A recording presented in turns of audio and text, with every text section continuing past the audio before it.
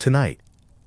we drift back to a time before written memory, before human history truly begins, guided only by the oldest words ever pressed into clay. And as your eyes grow heavy and your breathing slows, imagine yourself transported not merely through centuries, but through millennia, past the rise and fall of Rome, past the pyramids when they were young and gleaming white, past even the earliest Egyptian dynasties, until you arrive at something older still, something that mainstream archaeology acknowledges as the very cradle of written civilization, the land between two rivers, Mesopotamia, where the Tigris and Euphrates carved their slow paths through silty plains beneath a sky that ancient peoples believed was quite literally the body of a goddess. And here in this landscape of reed marshes and mud brick cities, we find ourselves approaching a temple complex in the city of Nippur, though the year is impossible to pin down precisely because we are entering a period that the Sumerians themselves called the time before the flood, an era they recorded with such conviction that scholars still argue about whether these accounts represent genuine historical memory,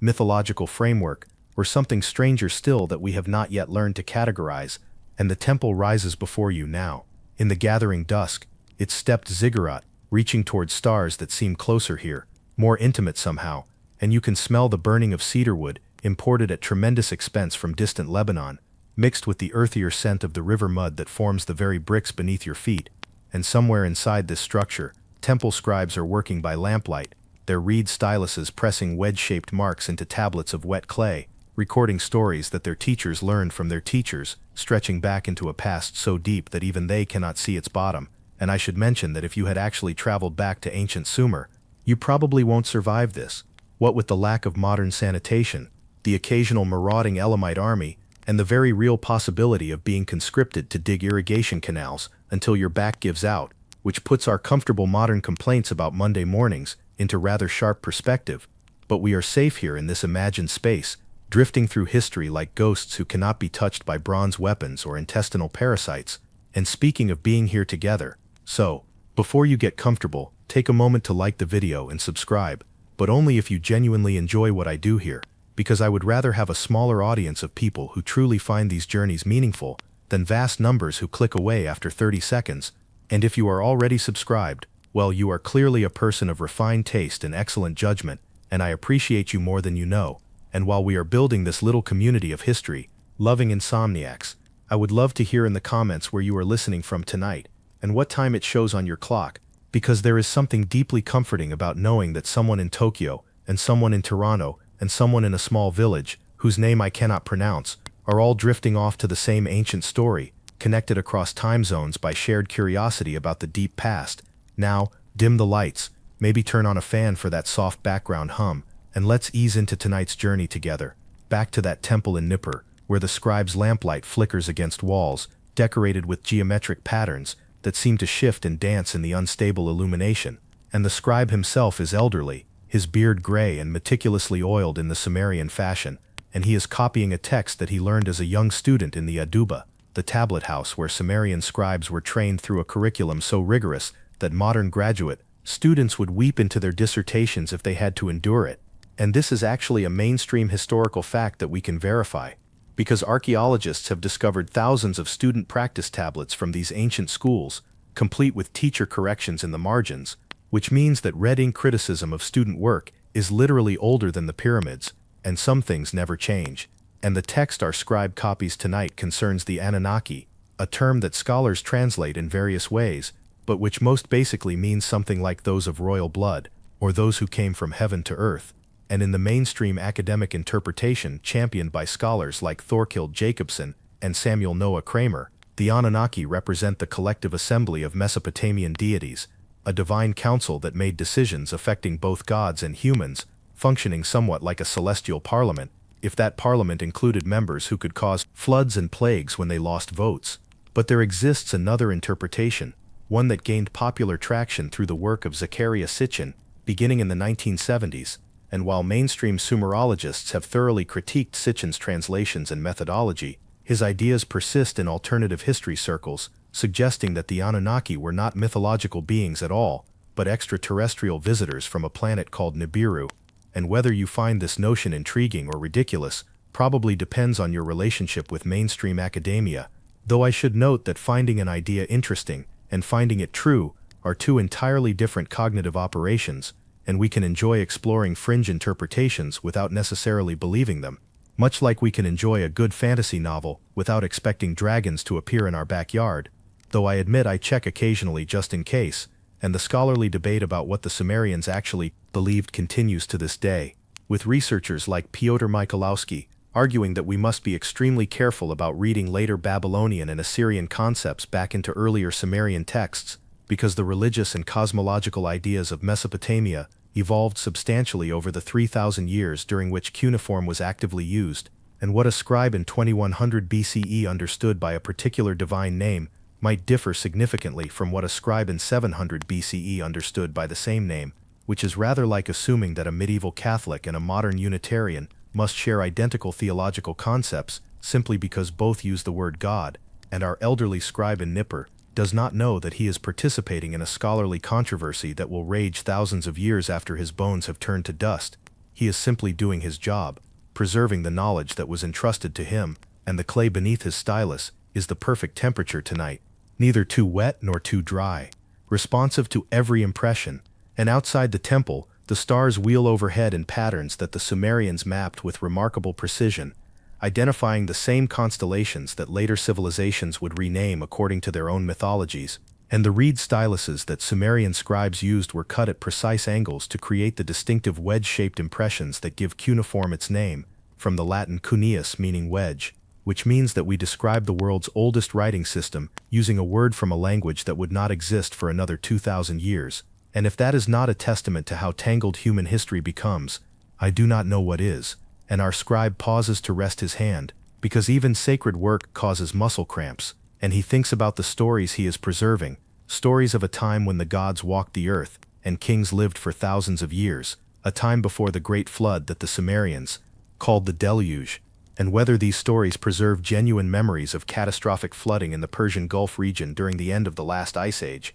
as some researchers have suggested, or represent purely mythological constructions, or encode something else entirely that our modern categories cannot quite capture, remains one of those beautiful mysteries that makes ancient history so endlessly fascinating. And the night deepens around the temple, and the scribe returns to his work, and somewhere in the distance, a dog barks at shadows that might be jackals, or might be something older still, and the Euphrates flows past the city walls, as it has flowed for longer than any human memory can reach, carrying silt from mountains where snow still falls even in summer. And we are here, you and I, watching across an impossible distance of time, and your breathing has probably slowed by now, and your muscles are releasing the tension of your day, and that is exactly as it should be. Because these ancient stories were always meant to be experienced in darkness. When the rational mind relaxes its grip, and older ways of knowing become available, and the scribe does not know we are watching, but in some sense that transcends ordinary causality,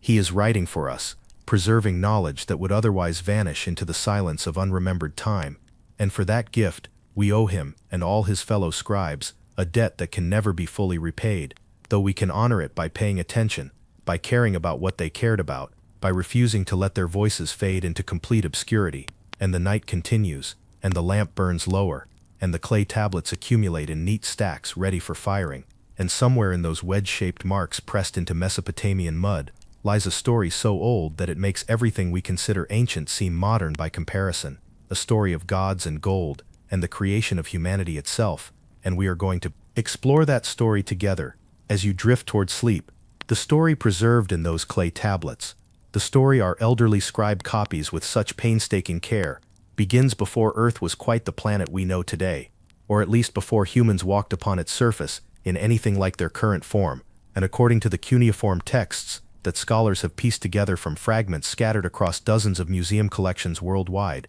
the Anunnaki arrived during an age when the land between the rivers was wild and unformed, when the marshes stretched endlessly without the irrigation canals that would later transform them into the fertile breadbasket of the ancient world, and the mainstream scholarly interpretation of these texts, following the work of Assyriologists like Jean Bottero and Wilfrid Lambert, understands this arrival as the mythological equivalent of a creation story, with the gods descending from their celestial realm to take up residence in temples that served as their earthly homes, and these temples were not merely symbolic structures, but were understood by the Sumerians as quite literally the dwelling places of divine beings, maintained by human servants who provided food, clothing, and entertainment to their divine residents, much as servants would attend to any powerful household. And if you have ever wondered why ancient temples required such vast staffs and resources, it is because the ancients took their gods' physical needs extremely seriously, serving multiple meals daily to statues that represented divine presence, and whether they believed the statues actually consumed the food,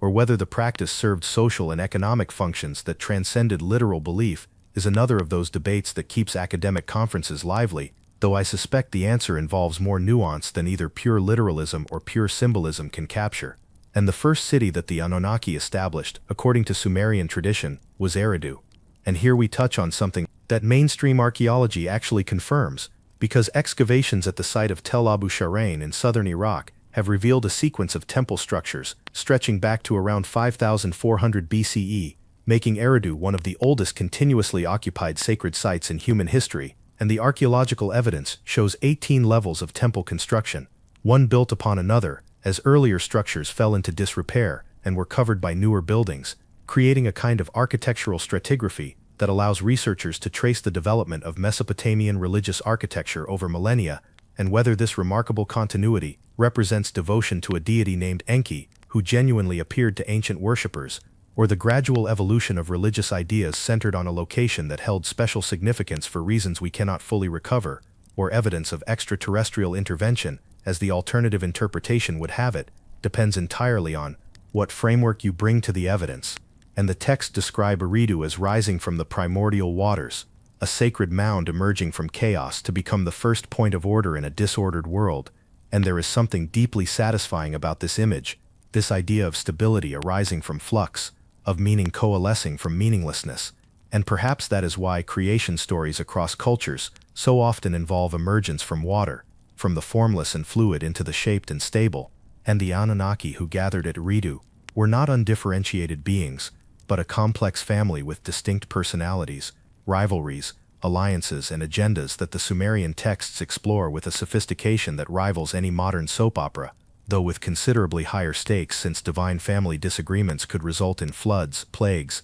and the occasional destruction of entire cities. And at the head of this divine family stood Anu, the sky god, whose name simply means heaven, and he dwelt primarily in the celestial realm, but took intense interest in earthly affairs, particularly when his children started quarreling, which was often because divine offspring apparently inherit the same tendency toward sibling rivalry that plagues mortal families. And Anu had two primary sons, who divided earthly authority between them: Enlil, who ruled the atmosphere and terrestrial affairs from his temple at Nippur, and Enki, who ruled the subterranean waters and wisdom from his temple at Eridu. And the scholarly debate about the relative importance and chronological priority of these two deities fills volumes of academic literature, with some researchers arguing that Enki represents an older stratum of Sumerian religion, and others contending that the evidence is too fragmentary to support such conclusions. And the fringe interpretation suggests that this divine hierarchy actually represents a chain of command among extraterrestrial administrators, with Anu remaining on the home planet Nibiru, while Enlil and Enki managed earthly operations. And I cannot help but notice that this interpretation transforms ancient mythology into something resembling a corporate org chart, which either says something profound about the universality of hierarchical organization, or something amusing about our tendency to project contemporary concepts onto ancient texts, possibly both. And the night continues to deepen around you as you listen. And perhaps you have found a comfortable position now. Perhaps your pillow is arranged just right, and your blankets provide exactly the weight and warmth you need. And there is no hurry in this story, no urgent plot twist demanding your alert attention, only the slow unfolding of ideas that are older than any empire that still exists. And the Anunnaki at Eridu needed something, according to the texts, something that Earth possessed in abundance, but that was rare in their celestial realm, and that something was gold. And mainstream scholars interpret the emphasis on gold in Mesopotamian mythology as reflecting the genuine importance of this metal in ancient religious and economic systems,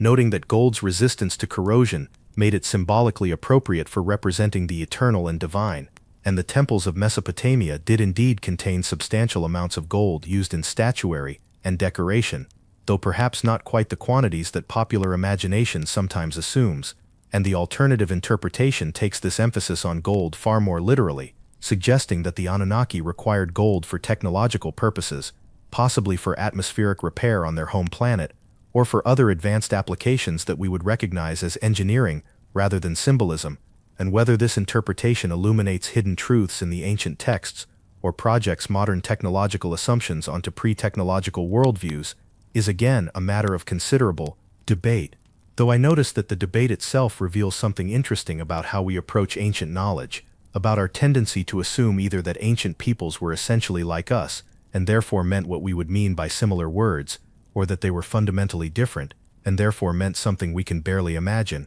and the truth probably lies in some complicated middle ground that requires more intellectual humility than most of us naturally possess, and the gold that the Anunnaki sought was not conveniently lying around in easily accessible deposits, at least not in the quantities they required, and so they established mining operations. And here the texts become particularly interesting because they describe divine beings performing manual labor, which creates theological problems that the Sumerian scribes were clearly aware of, because gods should not have to work. That is essentially what makes them gods, and yet someone had to dig the gold from the earth, and the solution to this problem would eventually lead to the creation of humanity itself. But that part of the story belongs to our next section, and for now we remain in this early period when the Anunnaki themselves performed the labor, when divine beings descended into mines and carried baskets of ore, and complained about their working conditions with the same vigor that any modern employee might display. And there is something wonderfully humanizing about these complaints, about the idea that even gods get tired and frustrated and resentful of their supervisors,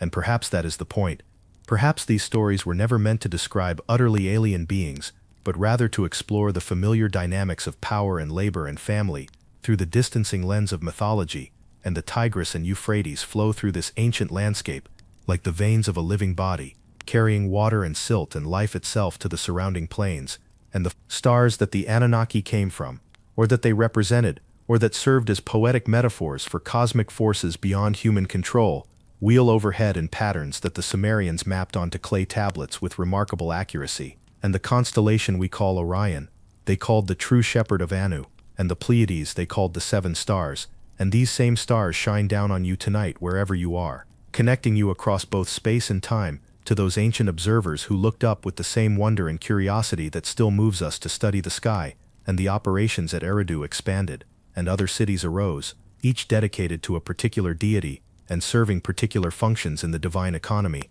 and the complex bureaucracy of Sumerian religion took shape, with its temples and priests and offerings and festivals, and somewhere in this elaborate system, the seeds of human civilization were being planted, watered by the rivers, and tended by beings whose nature we still debate, and your eyes may be closing now. And that is perfectly fine, because this story will continue, whether you follow every word or drift in and out of awareness, because some knowledge enters us, not through concentrated attention, but through relaxed receptivity, and the ancient Sumerians knew this too, which is why they told their sacred stories at night, by lamplight, when the boundary between waking and dreaming grows thin and permeable. The labor continued for ages beyond counting, or rather for ages that the king lists count in numbers so vast that scholars have debated their meaning for over a century, with some researchers suggesting that the astronomical reign lengths recorded for pre-flood kings represent not literal years, but some other unit of time, perhaps months or ritual cycles,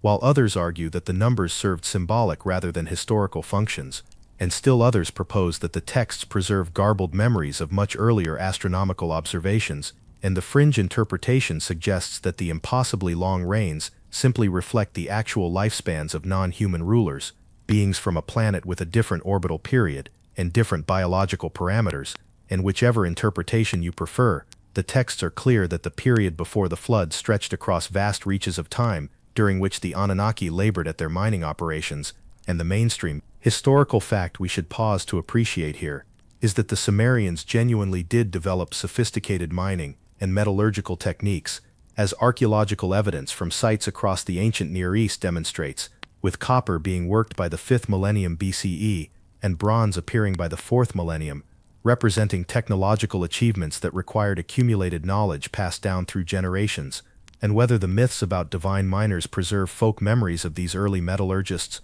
transformed over time into stories of gods, or whether they represent something else entirely, remains an open question, and the divine workers who toiled in the mines began to complain with increasing bitterness, and the texts describe their grievances with remarkable vividness, detailing the back-breaking nature of the work, the endless repetition, the seeming purposelessness of their suffering. And if this sounds familiar to anyone who has ever worked a job they hated, well, some themes transcend the boundaries of mortality and divinity alike, and the Anunnaki eventually decided that they could no longer bear the burden, and they rebelled, surrounding the house of Enlil at night, and demanding that something be done. And this divine labor strike represents one of the more charming elements of Sumerian mythology, the idea that even gods have limits to their patience, and that collective action can move even the most powerful authorities. And Enlil was furious, demanding to know who had instigated the rebellion. But the rebels stood together and refused to identify any individual leaders, displaying a solidarity that any union organizer would admire. And the crisis threatened to spiral out of control until Enki, the clever one, the god of wisdom and sweet waters, proposed a solution that would change everything. And his solution was elegant in its simplicity and profound in its implications. Create a new being, he suggested, worker who would bear the burden so that the gods could rest. And this being would be made from clay mixed with divine essence, flesh and blood, combining to produce something neither fully divine nor fully earthly, something in between, and that something would be humanity. And the text known today as the Atrahasis epic describes this creation process in detail, including the sacrifice of a god whose blood was mixed with the clay, a god named Wiailu, or Geshtue depending on the version, whose consciousness would thus pass into the newly created beings, which means that according to this tradition, humans possess a spark of divinity, not through metaphor, but through literal inheritance. We carry divine intelligence within us because it was literally mixed into the clay from which we were made, and the scholarly debate about the meaning of this creation narrative is extensive, with some researchers emphasizing its parallels to other ancient Near Eastern creation myths, particularly the later Babylonian Enuma Elish, while others focus on its unique elements and what they reveal about specifically Sumerian theological concepts. And the fringe interpretation reads this narrative as describing genetic engineering, the creation of a hybrid species designed for labor, combining alien and terrestrial DNA in ways that our modern understanding of genetics might recognize. And whether this reading illuminates hidden truths, or simply translates ancient metaphors into modern scientific language without adding genuine insight, is precisely the kind of question that makes these stories so endlessly debatable. And the first humans were created, and they were put to work, carrying the baskets that the gods had carried, digging the canals that would transform Mesopotamia into agricultural paradise, building the cities and temples that would house their divine creators. And this is perhaps the least flattering origin story that any civilization has ever told about itself, a tradition that admits openly that we were made to be servants, designed to perform the labor that gods found beneath their dignity. And yet there is something honest in this admission, something that resonates with the experience of being human, this sense that we are caught between worlds, neither fully of the earth, nor fully of the sky, laboring at tasks whose ultimate purpose we do not fully understand, and the humans multiplied, as they were designed to do, filling the earth, and performing their assigned duties.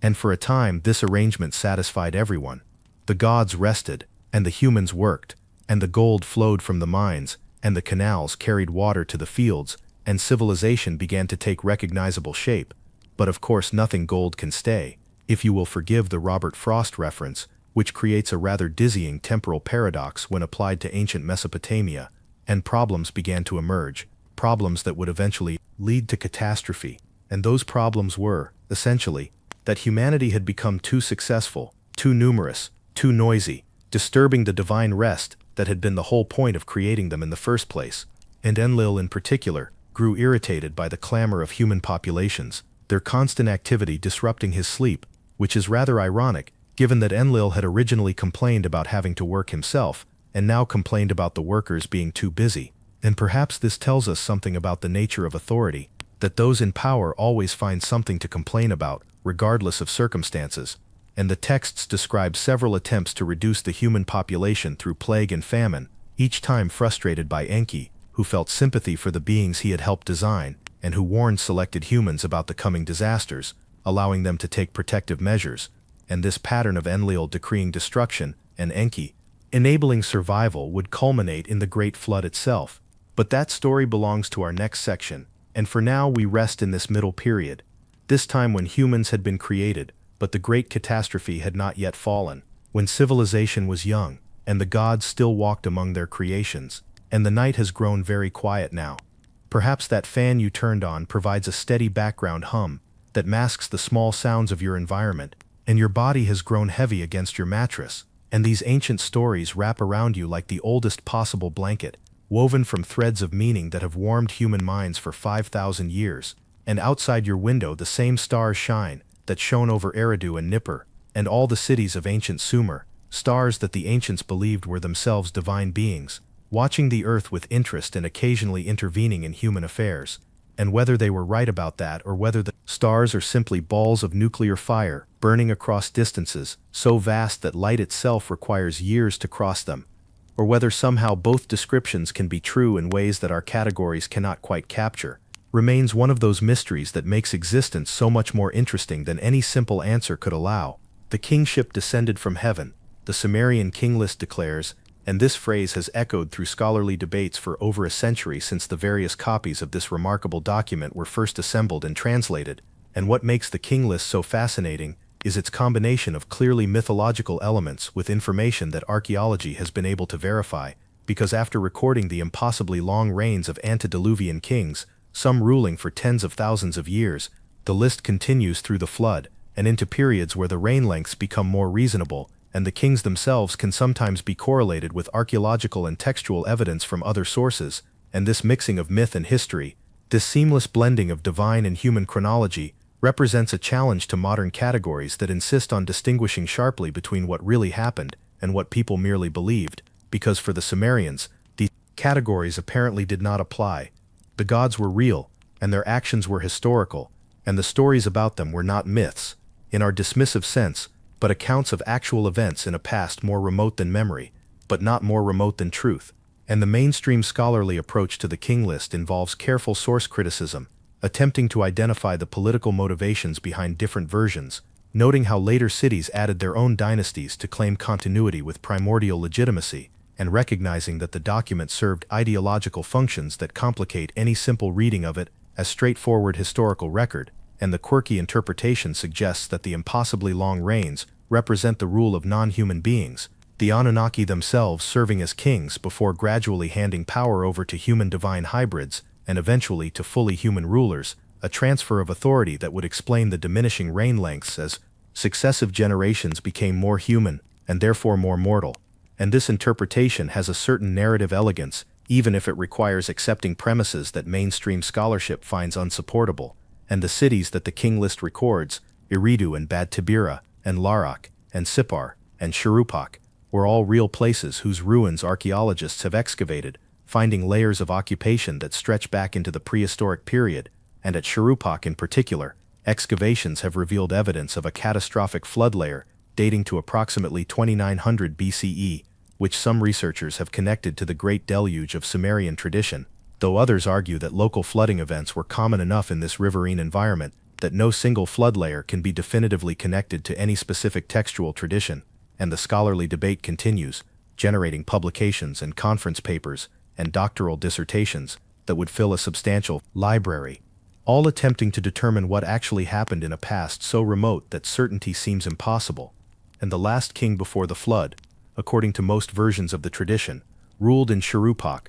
and his name was Ubar-Tutu, and his son or perhaps his priest was Ziusudra, or Utnapishtim, as later Babylonian tradition would call him, or Noah as still later Hebrew tradition would rename him, the survivor, the one who built the boat and preserved life through the catastrophe. And the story of this flood appears in multiple Mesopotamian texts, most completely in the Atrahasis epic and the later epic of Gilgamesh, and the basic narrative will be familiar to anyone who knows the biblical version. Divine beings decide to destroy humanity. One human is warned and instructed to build a vessel. Animals are brought aboard. The flood comes and destroys everything. The vessel eventually grounds on a mountain. Birds are sent out to find dry land. And finally the survivor emerges to offer sacrifice and receive divine blessing. And the parallels between the Mesopotamian and biblical versions are so striking that scholars have debated their relationship since the cuneiform versions were first translated in the 19th century, with most researchers concluding that the Hebrew tradition represents an adaptation of the older Mesopotamian story,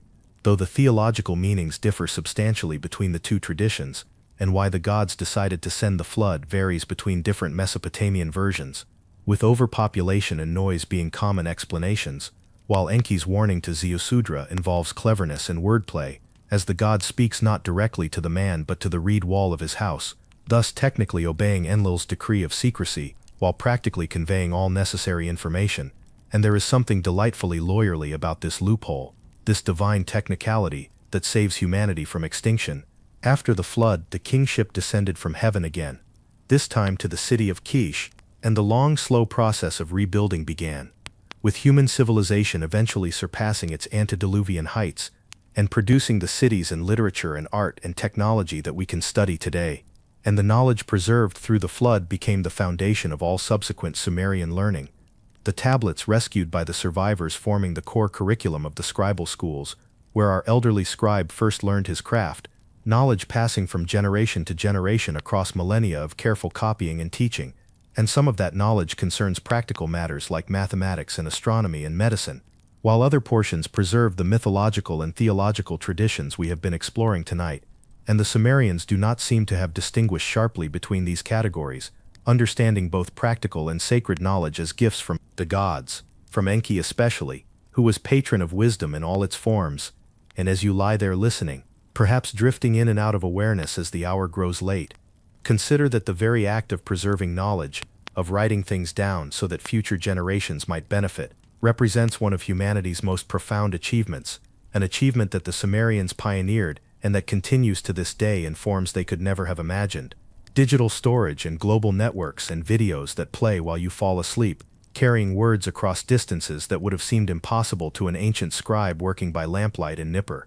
And yet somehow the essential act remains the same, knowledge offered from one mind to another across whatever gulf separates them. And the stars continue their ancient patterns overhead, and the rivers that shaped Mesopotamian civilization continue to flow though their courses have shifted, and the cities that line their banks have crumbled to tells and mounds, and somewhere in museum storage rooms around the world, the clay tablets rest in climate-controlled darkness, their cuneiform signs still legible after 5,000 years, patient witnesses to human curiosity and divine mystery. And so we arrive at the end of tonight's journey, though of course no journey through history ever truly ends. It simply pauses until we take it up again, and what remains with you from these ancient stories matters less than the fact that something remains, some residue of wonder, or curiosity, or peaceful drowsiness, that carries you toward sleep. And the Sumerians would understand this, I think, they who believed that dreams were messages from the gods, and that the boundary between waking and sleeping was thin and permeable, and significant. And whether the Anunnaki were deities in the traditional sense, or extraterrestrial visitors, or mythological projections of human hopes and fears, or something else entirely that our categories cannot capture, they gave humanity its oldest written stories, and those stories still have the power to enchant us, to transport us, to remind us that we are part of something much larger and older than our individual lives. And the clay tablets continue to yield their secrets as scholars labor over them with the same patience that ancient scribes brought to their creation, and new fragments are still being discovered and translated, joining the vast puzzle that is Mesopotamian literature, a puzzle that will never be complete because too much has been lost, but that still offers enough pieces to suggest the magnificent picture they once formed. And tonight as you drift toward sleep, you carry with you echoes of Eridu and Nippur and Shuruppak, cities that flourished when the world was young and that crumbled into dust, long before most civilizations we consider ancient were even born. And the soft hum of your fan, or the silence of your room, creates a space outside ordinary time, where these ancient stories can breathe and live again. And I am grateful that you chose to spend this time with me, exploring mysteries that have no definitive answers but that reward exploration nonetheless. And if you enjoyed tonight's journey, I hope you will subscribe and return for future wanderings through the deep past. And I hope even more that you will sleep well, that your dreams will be peaceful and restorative, that you will wake tomorrow refreshed and ready for whatever your day brings, carrying perhaps some faint memory of reed styluses and temple lamplight, and the oldest words ever pressed into clay. And now let your eyes close if they have not already. Let your breathing deepen. Let the weight of your body press into your mattress as the weight of history presses into the present, shaping us in ways we do not always recognize, but that are no less real for being invisible. And the stars that shone over ancient Sumer shine over you tonight, and the same human curiosity that drove those first scribes to record their knowledge drives us still, connecting us across millennia of change and loss and rediscovery. And sleep now, sleep deeply, sleep well, and let the oldest stories humanity possesses Guard your rest like benevolent spirits from a time before memory, and may your dreams carry you gently through the night until morning comes again. And remember that knowledge preserved is knowledge that lives, and you have kept these ancient voices alive simply by listening, and for that the scribes of Sumer would thank you if they could, reaching across time to acknowledge a fellow seeker after understanding. And good night now. Good night. Let the darkness be soft and welcoming. Let rest come easily and completely, and know that whenever you return I will be here with another journey waiting, another window into the deep past that shaped everything that followed. But for now, simply sleep, simply rest, simply be at peace in the quiet night, and may the morning find you well. End of script. Sweet dreams.